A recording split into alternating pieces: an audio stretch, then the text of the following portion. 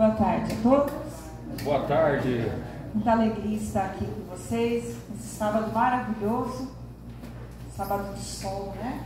Gostoso. Hoje vou falar um pouco sobre amor.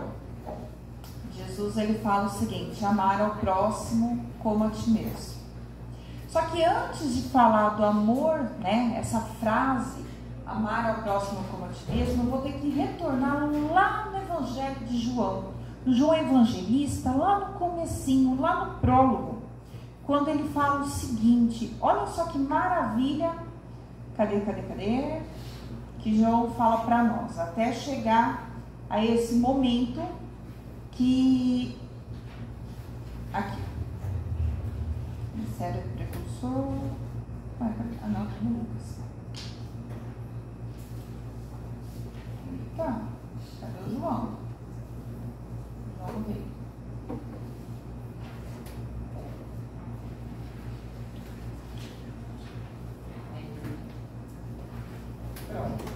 Quando João traz o seguinte, ele começa o seguinte: no princípio havia o verbo, e o verbo estava junto de Deus, e o verbo era Deus.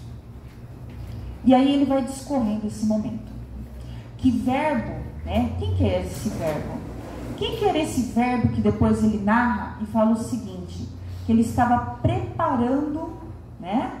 Ele fala o seguinte, ele estava no princípio junto de Deus, todas as coisas foram feitas por meio dele, e sem ele nada se encontra feito e se faria. Nele havia vida, e a vida era a luz dos homens, e a luz brilha na treva, e a treva não a reteve. Houve um homem enviado por parte de Deus, cujo nome era João, esse é João Batista, que veio para dar testemunho e testemunhar a respeito da luz, para que todos crescessem por meio da luz. Aí ele fala o seguinte: veio para as suas próprias coisas, mas os seus não acolheram. Mas todos que o receberam deram-lhe aos que creem no seu nome o poder de tornarem filhos de Deus. Olha como é que João Evangelista começa o Evangelho. Ele fala do verbo. Interessante. Para eles, quando eles falam verbo, a narrativa verbo seria sabedoria. Mas vamos trazer aqui para a nossa língua portuguesa. Quem que era esse verbo? Quem vocês acham que estava sendo preparado para sair do mundo, que estava junto de Deus, para vir se preparar para estar encarnado nesse planeta que nós? Jesus. Exatamente. Então João, evangelista, no caso João Batista, ele estava narrando, falando sobre a vinda de Jesus. E por que ele usa verbo? Agora vamos trazer aqui na nossa língua portuguesa. O que é o verbo? Para que serve? Por que nós usamos verbo? Como que a gente classifica verbo? Verbo é uma ação. O fazer. É o tudo, é uma ação, é um movimento. Eu estou falando, eu estou andando. Concorda? E qual é o verbo que representa Jesus? O maior verbo que representa Jesus? Amor. Amar. Então é como se falasse assim: o amor entrou em ação aqui na terra. Ó, forte ou não? O amor em movimento na terra. Então o amor não é uma teoria. Não é só um verbo. Ele aconteceu aqui na terra. Entende? Profundo, né? E aí, o que o João fala aqui para nós? Que acho que todo mundo já viu esse versículo, inclusive em filmes, né? Tem filmes até que usam esse versículo aqui, ó. E o verbo se fez carne e habitou entre nós. Vimos a sua glória como a glória do unigênito do Pai, cheia de graça e verdade. E o verbo, o amor, encarnou aqui na terra. Lindo, né? E esse amor é Jesus, a maior representação do amor encarnado. E como que ele representou esse amor? Só com fala? Com ação. O momento, os 3 anos, os pequenos 3 anos que ele passou nos ensinando aproximadamente, ele demonstrou, olha só que sabedoria, isso é ser mestre. Ele se preparou milênios para encarnar. Nasceu entre os homens. Tinha todo o conhecimento, a sabedoria, ele sabia quem ele era, porém, ele aguardou, ele esperou, ele aguardou o momento certo para dar início ao seu ministério, mesmo tendo conhecimento daquilo que ele tinha. Ele esperou o João narrar, ele esperou ser batizado para poder começar. Aí ele fica 3 anos aproximadamente com os discípulos. É um intensivão, né? Um intensivão. Ele conclui sua missão e vai embora. E nesses 3 anos, até hoje, está tentando aprender o que ele passou para nós em 3 anos. Imagina se ele tivesse ficado mais tempo. Já pararam de pensar nisso? E ele continua conosco, porque ele não deixou de amar. Ele veio, preparou pessoas, homens, pessoas como homens e mulheres, que estavam ali a seu redor para falar, vamos falar de amor agora. Vamos entender a lei do amor. Eu não vim destruir a lei e os profetas, eu vim sim dar cumprimento. Então, olha que maravilha. Essa ação. Então, Jesus mostrou o amor em sua atitude. E é exatamente isso, por isso, que ele faz assim um novo mandamento. Ele dá um novo mandamento aos seus discípulos. Logo, na última ceia. O que ele fala? Um novo mandamento vos dou, que vos ameis uns aos outros, assim como eu vos amei, que também vos amei uns aos outros. Nisto todos conhecerão que sois meus discípulos, se tiverdes amor uns aos outros. Por que ele fala um novo mandamento? Eu aprendi esse contexto com o Paulo, de Macatuba, não de Tarso. Quem conhece o Paulo Marzanati? Eu falo que é o Paulo de Macatuba. Ele falou, Mariana, é a 4ª forma de amor que Jesus nos ensinou. A gente ter aquele amor sublime, aquele amor incondicional, aquele amor próximo de Deus, e Jesus ele passa isso para os seus discípulos. Então é por isso que ele fala que é o novo mandamento. E ele conta isso logo no momento em que ele está se despedindo dos discípulos, que é exatamente na última ceia que ele fala isso. Aí você imagina a cabeça dos discípulos, né? Que entre eles estavam tentando entender essa convivência. Gente, é fácil conviver um com o outro. Mesmo pensando, tendo os mesmos propósitos, é fácil. Então imagina, isso que ele fala, ame seu povo, ame as pessoas próximas de você, porque quando a gente vai tentar amar uma pessoa que a gente não conhece, que não tem princípios e muitas vezes valores completamente diferentes do nosso, é mais difícil ainda, concorda? Quebrar os preconceitos, tudo isso é difícil. Então ele já coloca essa condição assim, ó, e vocês vão ser os meus discípulos. Agora eu vou falar uma coisa para vocês. De tempos em tempos, Deus manda algum exemplo de amor pra gente. Todo mundo fala dos profetas, né? Aí todo mundo fala assim, mas o profeta é lá no Antigo Testamento, concorda? Elias, Isaías, etc. Todo esse pessoal. Por que Deus mandava de tempos em tempos? Normalmente, alguns deles até eram contemporâneos. Mas cada um em regiões diferentes. Por que isso acontecia? Deus mandou suas leis através de Moisés, organizou tudo bonitinho. Isso que tinha, tem um pessoal lá antigo, mas vou trazer Moisés para ficar um pouco mais recente. E aí, de tempos em tempos, aí escreveram-se as leis. Aí, enquanto estavam no tempo de Moisés, as pessoas estavam com as leis mais fresquinhas na cabeça. Só que o tempo vai passando. E as pessoas, muitas vezes, a população vai se perdendo.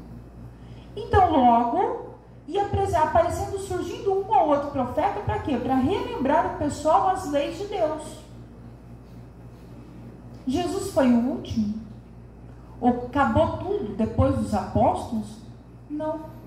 De tempos em tempos, na humanidade, a nossa humanidade recebe pessoas amorosas, bondosas, exemplares, que é um exemplo de amor ao próximo.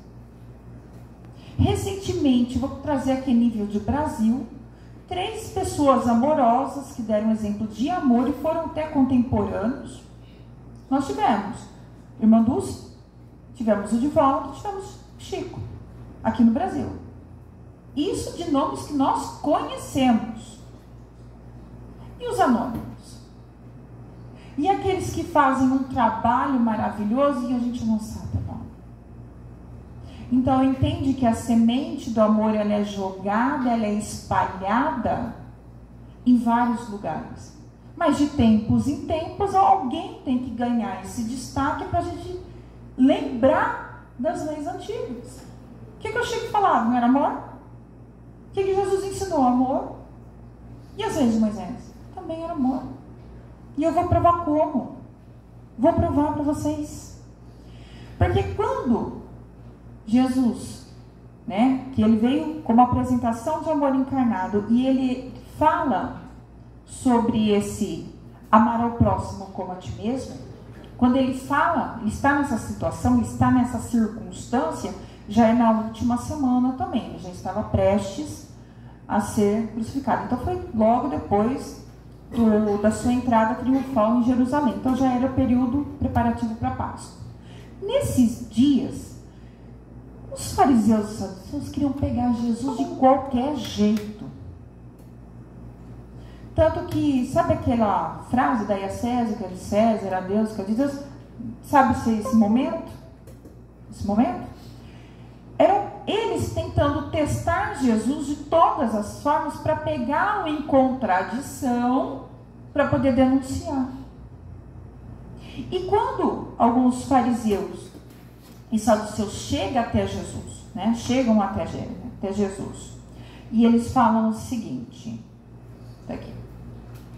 Oi? Ah, tá.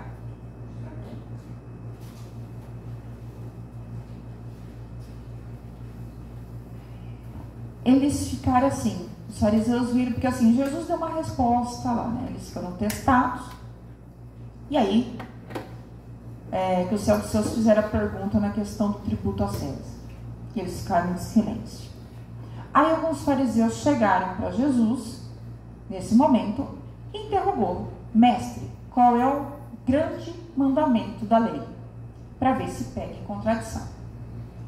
O que ele responde? Amar a Deus, o Senhor teu Deus, com todo o teu coração, com toda a tua alma e com toda a tua mente. Então, só por aí, ele já resumiu os 3 primeiros mandamentos. Que é amar a Deus sobre todas as coisas, não fazer, isso aí está lá no livro do Levítico, não fazer imagens, não tomar o seu nome em falso testemunho e guardar dia de sábado. Porque esses 3 mandamentos é adoração a Deus, é respeito a Deus. Então, só esse amar a teu Deus aí, ele já resumiu. E aí ele fala o seguinte, e esse é o primeiro e grande mandamento. O segundo é semelhante a este, porque se você ama a Deus, você ama o próximo. E aí ele fala, amar ao próximo como a ti mesmo. Só que não foi ele que inventou essa frase. Ele não inventou. Sabe de onde ele tirou isso? Lá das leis de Moisés, lá em Levítico. E em Levítico, para quem não sabe, para quem não conhece, quando a gente pega a Bíblia, os 5 primeiros livros da Bíblia, começa pela Gênesis, então é toda aquela história do povo hebreu, desde Adão e Eva, e vai até o José do Egito, que entra lá no... Aí quando você tem o livro do Êxodo, você tem a história de Moisés, a saída do pessoal da escravidão do Egito, e aí você tem até o momento em que Moisés morre, aí são os quatro livros, que ele desencarna, que ele morre, e aí começa o reinado, a liderança de Arão, que é o seu irmão. Nesse meio tempo, quando a gente fala Levítico, esse livro do Levítico significa leis. Então são as leis. Ele recebeu os 10 mandamentos e mais uma série de leis, algumas delas até leis sociais, tá? Para quê? Para que aquele pessoal pudesse se organizar. E numa dessas leis, Jesus cita. Ele fala o seguinte, está lá em Levítico, capítulo 19, versículo 18. Não procurem vingança, nem guardem rancor contra alguém do seu povo, mas ame o próximo como a si mesmo. Eu sou o Senhor. Olha aí. Aí em Levítico. Então, quando Jesus fala amar ao próximo como a ti mesmo, ele não inventou.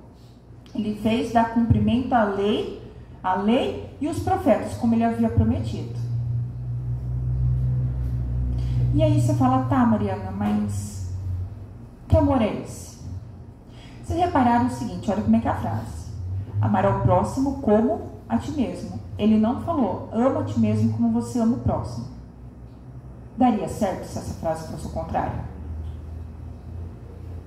E aí? Para pensar. Eu vou me amar como eu amo o meu próximo. Dá certo? O que ele falou?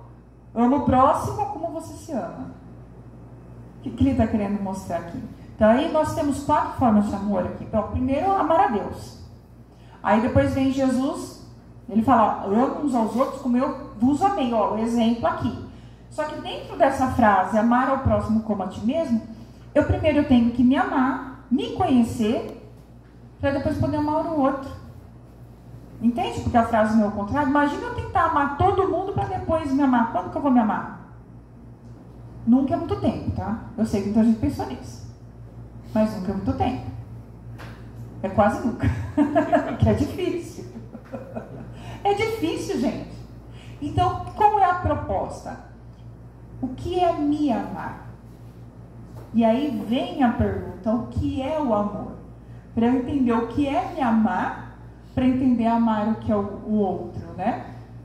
E aqui vem essa pergunta. O que é o amor? Que amor é esse? Que sentimento nobre é esse? O qual é muito difícil da gente. A gente sabe o que é, a gente sabe que precisa pôr em prática, mas no dia a dia parece que a gente toma cada lambada. Por que será? Vamos tentar entender então o que é amor? Primeiro, eu tenho que entender uma coisa. Amor e paixão é a mesma coisa? Não, ótimo. O que é paixão? Passageiro. Doença? Pode ser. É um sentimento. Ela pode ser boa ou ruim. Ela pode se tornar uma doença, como não. Por exemplo, me apaixonei por um molho branco que eu aprendi a fazer. Você pega aquele frango desfiado, daquele que é a carcacinha de frango, aí você põe um pouquinho de leite, aí você põe um queijinho gorgonzola, põe um queijinho meia cura ali para dar aquela liga, né? Olha que bom, né? Alguém já almoçaram? Né? Já, né? Aí, não, mas pode ser o parmesão. Pode ser, o gorgonzola pode substituir pelo parmesão. Aí pode ser um só também. Não, já está tudo comprado em casa. Já tá? Já tá. Vai uma receita aí, então, ó. Aí você pega, põe um pouquinho de noz moscada para dar aquele toque. E aí, a hora que estiver prontinho, você pega algumas folhinhas de rúcula e só coloca e abafa. E come com macarrão. Nossa, me apaixonei por esse molho. Brócolis também fica bom. Olha lá, tá vendo? É ruim? Vai se apaixonar por molho? O que é paixão? Paixão, você disse, é algo passageiro. Mas é aquilo que te impulsiona a fazer uma coisa. Me apaixonei tanto pelo molho de branco que eu me apaixonei por fazer outros molhos. E aprendi a cozinhar. Olha que legal. Pode ser? É ruim? Não. Paixão por si só, ele é um sentimento que aqui no livro dos Espíritos, porque a gente vê muito assim, as más paixões, por isso que a gente vê essa questão da doença. A gente vê a paixão como algo que a gente perde o controle. Por isso que a gente vê esse lado negativo. Mas a paixão, ela é um sentimento neutro. Entende? Então, e que me dá impulso, muitas vezes, para eu gostar e aprender a amar. Porque quando eu conheço alguém, eu acabo me apaixonando por aquela pessoa, a gente se apaixona. Aí fica aquele tempo, um não vê o defeito do outro, promete mundos e fundos. Aí o tempo vai passando e um começa a olhar pro outro. Mas você não tinha essa espinha. É ou não é? Mas você não tinha essa espinha. Mas você não tinha essa pochete. Não é ou não é? E aí a gente começa a ver se a gente ama a pessoa ou não.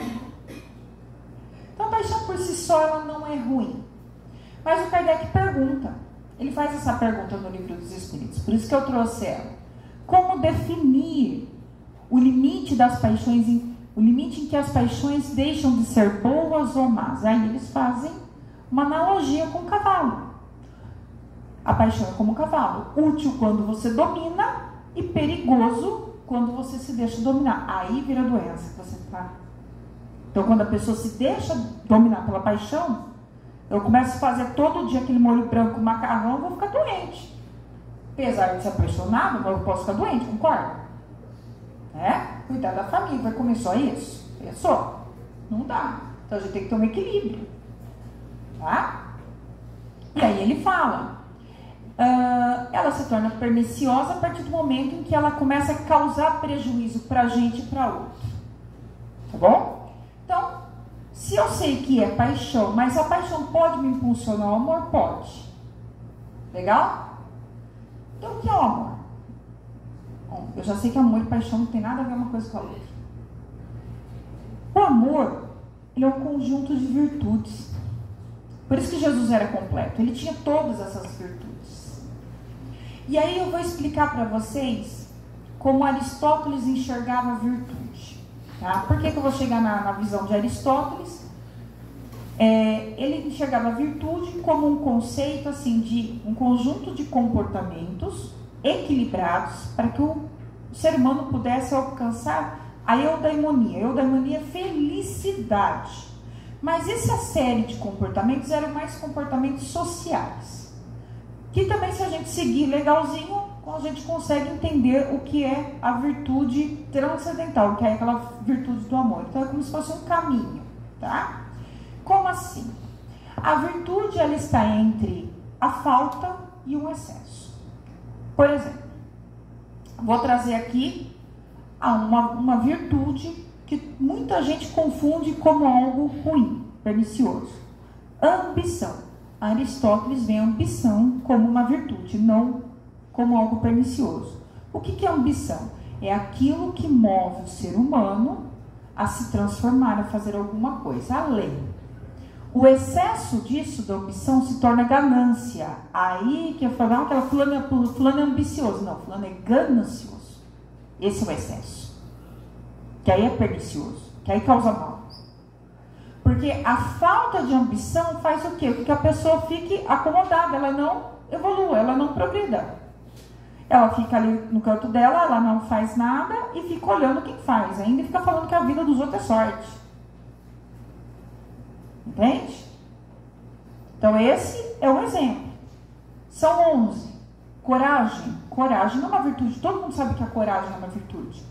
Mas o excesso da coragem me torna uma pessoa completamente imprudente. E a falta? Me transforma num covarde. Entende que são virtudes?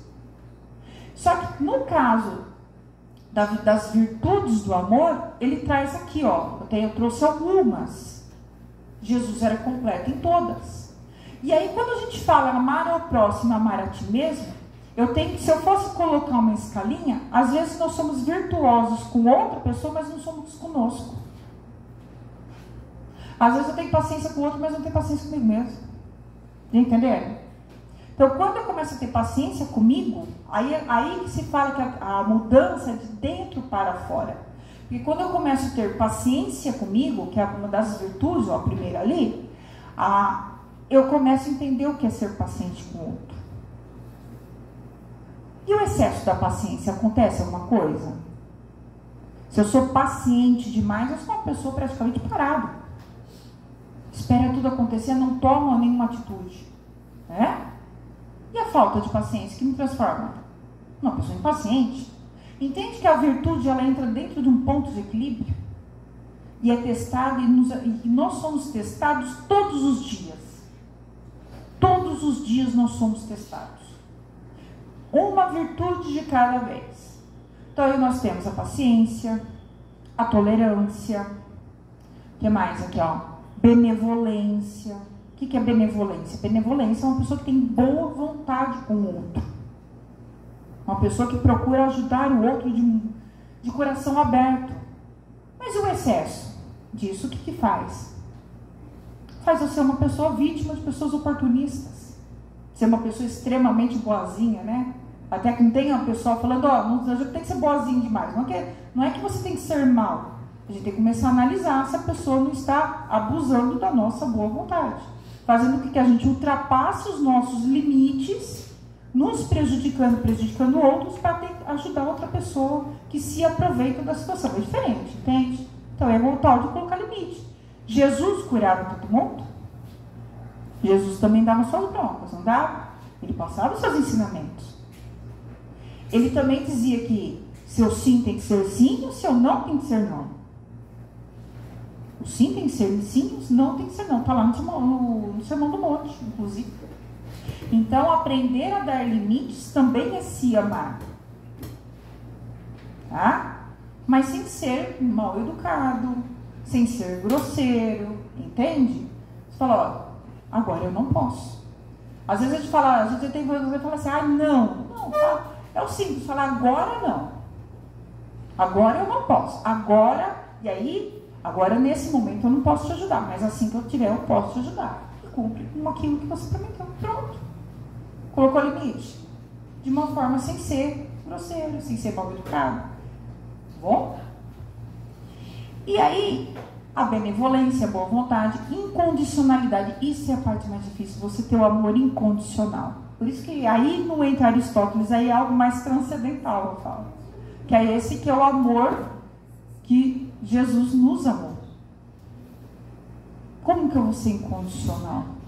Como é que eu não vou dar conta? É para mim aquela água? Oi? Não, então tá bom. Ele vem devagarzinho. Então, e o que é ser incondicional? Gente, é algo que você... Incondicional é não dar condições. E a condição é o famoso ser. Muitas vezes a gente quer que as pessoas nos respeitem colocando um monte de ser na frente. Às vezes nós colocamos um monte de ser na nossa frente. Aí eu só vou ser bonita se eu fizer uma plástica. Eu só vou me achar assim se tal. E muitas vezes nós vamos até colocando em nós mesmos um monte de regras que se a gente para e olha, não tem o menor sentido. Entende que é o amar a si mesmo para depois amar o outro? Se eu começo a não colocar, não é colocar regras, aquela condição assim, olha, eu não vou me prejudicar, meu parâmetro é não me prejudicar, obviamente. Mas se eu começo a pegar mais leve comigo, eu vou aprender a pegar mais leve com o outro. Vou ser menos exigente. Até ter esse amor incondicional de Deus que fala, não, cada um no seu tempo e vamos respeitar o tempo de cada um. Algumas pessoas vão entender o nosso amor de uma forma mais rápida e outros de uma forma mais lenta. Mas cada um vai entender o seu tempo. Isso é difícil. Principalmente quando as pessoas estão do nosso lado e a gente vê que aquele caminho, por mais que você não intervir, é muito difícil. É muito difícil. Tá? Maturidade, para amar tem que ser maduro. Tem que ser uma pessoa madura. Uma pessoa imatura, ela não vai entender o que é o amor, porque ela vai ser egoísta. Uma pessoa imatura, o que ela é? Egoísta. Ainda está, mas sou eu. É aquela questão da vítima, aquela vitimização. Tá? Respeito, capacidade de perdoar. Perdão. Gente, perdão é uma pedra que a gente carrega. E eu vou depois falar dessa pedra. Essa pedra. Lealdade, humildade, caridade, compaixão, generosidade. Então são esses grupos, é um grupo, né? São essas virtudes que faz com que eu entenda o que é o amor. Aí sim, amar a mim mesmo, entendendo, trazendo essas virtudes para mim e eu, consequentemente, trago para o outro. Mas não de forma egoísta, não estou trazendo essa parte egoísta, é através da reforma íntima. Quando nós fazemos a reforma íntima, nós vamos entender todo esse processo. E eu vou trazer de uma forma bem simples. E não tem como não falar de amor, não falar e não trazer o recado de Paulo de Tarso. Não é o de Macatuta. Esse aqui. A carta que ele escreve aos Coríntios, né? Quem escutou aquela música do Monte Castelo, né? Ele pega um trecho, ou quem é literato, né, que gosta de Camões, ele também usa esse trecho também da carta de Paulo. Ainda que eu falasse a língua dos homens e dos anjos e não tivesse amor, seria como metal que soa ou como um sino de time. O que ele quer dizer aqui? Ainda que eu falasse tudo, que eu entrasse todo nesse cosmo, mas sem o sentimento do amor, eu vou ser um sino xoxo, feito de metal xoxo, que não dá aquele badalo, aquele blém, sabe? Já viu aquele metalzinho xoxo? É o símbolo, é um sino sem o badalo. Não adianta, torna inútil. E aí ele fala: e ainda que tivesse o dom de profecia e conhecesse todos os mistérios e toda a ciência, e ainda que tivesse toda a fé que transportaria os montes, e não tivesse amor, nada seria. De que adianta praticar a caridade, fazer tanta coisa, se divulgar, mas sem amor? Entende o que ele quer dizer? Ele traz aqui a maior concepção de amor. Não adianta. Tudo que a gente tem que fazer de coração aberto. Tudo. Desde daquele alimento que a gente prepara de manhã. Sabe? Café da manhã, o almoço, o arrumar o nosso ambiente, o trabalho da gente com amor, acontece muito mais. Parece que flui o ambiente, se doando. Não importa o trabalho. Não importa. E aqui ele fala: e ainda que eu distribuísse toda a minha fortuna para o sustento dos pobres, e ainda que entregasse o meu corpo para ser queimado, e não tivesse amor, nada disso me aproveitaria. Não adianta me martirizar sem amor. De que adianta? Entende? A pessoa está fazendo dali para fora. O que vale é por dentro. É aqui de dentro. Tá? O amor é sofredor, é benigno. O amor não é invejoso. O amor não trata com leviandade, não se ensoberbece, não se porta com indecência, não busca seus interesses, não se irrita, não suspeita mal. Olha que lindo. Isso é amor. E aqui ele continua: não folga com a injustiça, mas folga com a verdade. Tudo sofre, tudo crê, tudo espera, tudo suporta. Esse é o amor genuíno. Aquele que Jesus fala para nós: amai uns aos outros como eu vos amei. É fácil? Não. Mas o que eu posso fazer para construir um jardim de amor? E aí eu vou dar um exercício para a gente fazer, que vai fazer com que a gente colha as flores da alegria, as rosas amorosas, os girassóis alegres, os lírios da paz. Vou dar esse exercício aqui. E o amor nunca falha, mas havendo profecias, serão aniquiladas. Havendo línguas, cessarão. Havendo ciência, desaparecerá, porque em parte conhecemos, em parte profetizamos. O que ele quer dizer em parte aqui? Porque nós conhecemos a teoria. A hora que nós conhecemos o todo, assim como Jesus, a gente vai entender que toda essa teoria cai por terra e nós teremos esse amor em ação, como Jesus. E Jesus já falou pra gente: vós sois deuses, pode fazer o que eu faço, muito mais. O que ele está dando para nós? A condição de nós transformarmos nossas vidas com amor. Ah, Mariana, eu vou dar saltos, vou dar pulos. Uma questãozinha de cada vez. Uma questãozinha de cada vez. Tá? E aqui ele finaliza: mas quando vier o que é perfeito, então o que é em parte será aniquilado. Ou seja, essa teoria. Porque nós estamos ainda na teoria, nós estamos aprendendo ainda. Lembra que eu falei para vocês, gente? Jesus veio em 3 anos tentar ensinar o que é amor. E nós estamos há 2000 anos tentando entender o que ele ensinou para nós por 3 anos. Imagine se nós ficássemos mais tempo com ele. Ele soube dar a medida certa para nós. Mas a hora que nós entendermos isso, nós vamos dar outro salto. E aí nós vamos poder passar mais tempo com ele. Olha que maravilha. E aí, só para finalizar, vamos cultivar um jardim de amor. Como que a gente mexe com a terra? Quem gosta de jardim aqui? Flor, né? Primeira coisa que a gente tem que fazer, quando a gente está com aquele jardim feinho, o que a gente tem que fazer? Arrancar. Limpar. Tem que limpar. Tem que podar aquela roseira. Quem gosta de rosa aqui, você vê que rosa, quanto mais você poda, mais linda ela fica, né? Ela adora ser cortada. Ela cresce aqueles galhos e aí você corta. Dá uma dó, pois não? Limpar e cuidar. Perfeito. Maravilha. Limpar e cuidar. Exatamente. E aí como que a gente limpa? A gente vai, esse é o processo mais difícil. O que eu falo que é o mais trabalhoso. Porque até arrancar, a gente vai pôr a mão em um monte de espinheiro. Tem um monte de pedra. Eu falo que é o processo mais difícil. E o que é o símbolo desse limpar o jardim? É a reforma íntima. Sabe aquelas ervas daninhas? São aquelas nossas imperfeições que a gente precisa corrigir, que a gente tem que arrancar. São aqueles sentimentos que a gente tem que arrancar. Entende?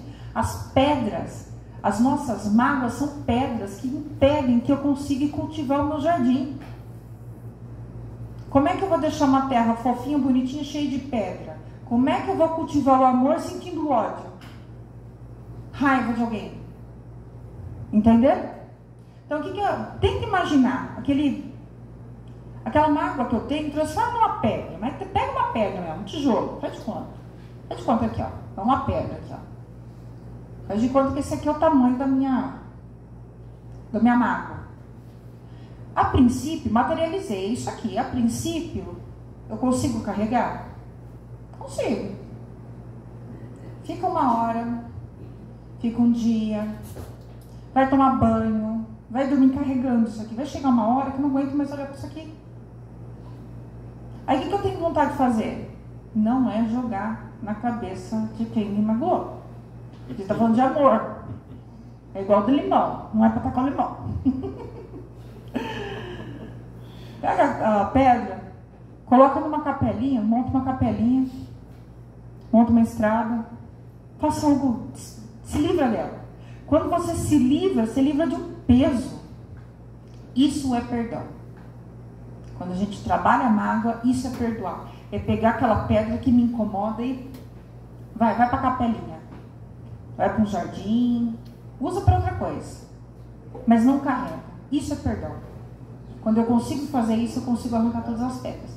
Aí o jardim, o solo fica lindo, né? Quando tá quem já viu aquele campo parado, assim, uma coisa linda, maravilhosa? Aí eu cuidar que você falou.